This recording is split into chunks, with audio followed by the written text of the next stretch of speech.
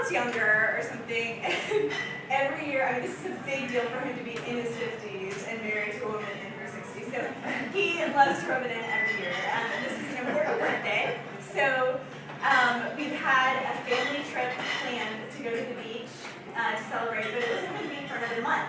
And you cannot wait a month to surprise someone for her 60th birthday. So my dad decided he was going to go the extra mile. He went as far as making killer reservations for a restaurant, for a huge group of people to do a meal. He got in touch with all sorts of people to send loving messages to their or to her, so she could like compile this book of people that just like love her.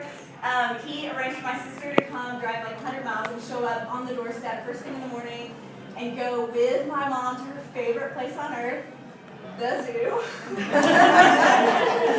She loves birds, and not even the funny part, she loves birds. And so she loves to go and bird watch, particularly at the aviary at this like middle of nowhere, North Carolina zoo.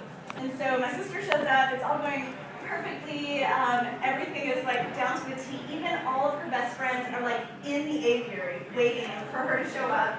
And she thinks my sister's come to town to surprise her to go with her. It's just the three of them. She's just beyond excited because my mom's the sweetest human on earth. Like, she is so pleased with the simplest delights in life. And so she and my dad and sister are headed there. Now, what you need to know, what my sister knew and what my dad knew, but what my mom did not know, was that my dad had decided to go the extra mile and make a sign for their friends to be holding when she arrived at the zoo.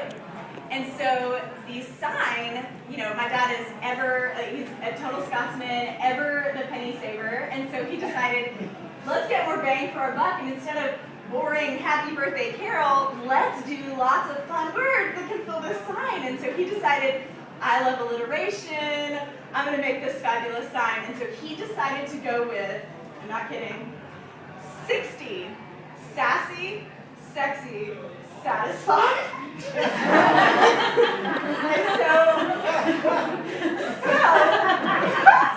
So my sister calls me moments after having a phone call with my dad, which was him calling and going, I'm so confused, I just left the printer and he asked me why I was bragging. And I don't understand it. My sister was dying 1,000 deaths thinking like, oh, your sister's already, you picked it up? Like, you didn't call me? Like, this is done. This is a done deal. So she was so mortified. She calls me, and I'm crying. I'm laughing so hard because from a distance, it's funny. So my friend I'm eating for dinner thinks that something's wrong. I'm like hunched over. I'm laughing so hard. So my sister finally is like, okay, this is legitimately funny. All right. So anyway, they're showing up in so you need to know this like huge sign, 60, sassy, sexy, satisfied, whatever. My dad's a minister. He is so innocent, you guys. Like, he genuinely was like, satisfied with life. Like, I hope he's telling the truth. Okay, so my sister is daddying, and so they walk up, and of course they're anticipating the surprise.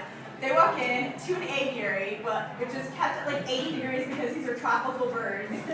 Standing behind a sign that looks like a support group are women stripped down to whatever base clothing they've got on in the middle of February in an aviary holding a sign that says 60, sassy, sexy, satisfied.